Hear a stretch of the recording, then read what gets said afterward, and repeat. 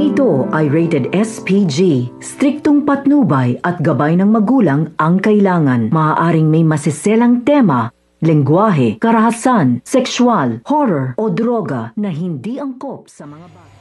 Nangangamba nga ang pamilya Rigor para nga sa kalagayan nito ni Ason dahil nga sa isang linggo na itong hindi kumakain at wala nga makapilit dito na kumain nang sa gayon ay lumakas. Ito namang si Farah ay susubukang pakainin itong si Mamita at magwawala naman ito dahil itatapon lamang sa kanya ni Mamita ang pinapakain ito sa kanya. Samantala laking gulat nila dahil nga sa wakas kumain na nga si Mamita, ngunit ang ikinagulat pa nila ay itong si Farah or Lucy ang nakapag-udyok dito na kumain at talagang tuwang-tuwa itong si Mamita.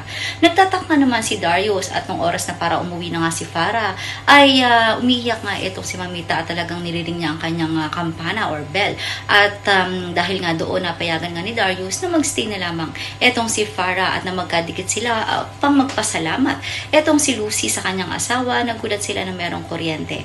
Laking gulat nga nito ni Darius dahil alam niya sa sarili niya na kay Lucy lamang kanyang asawa ito nararanasan at ngayon ay wala ito sa Lucy na kasama niya.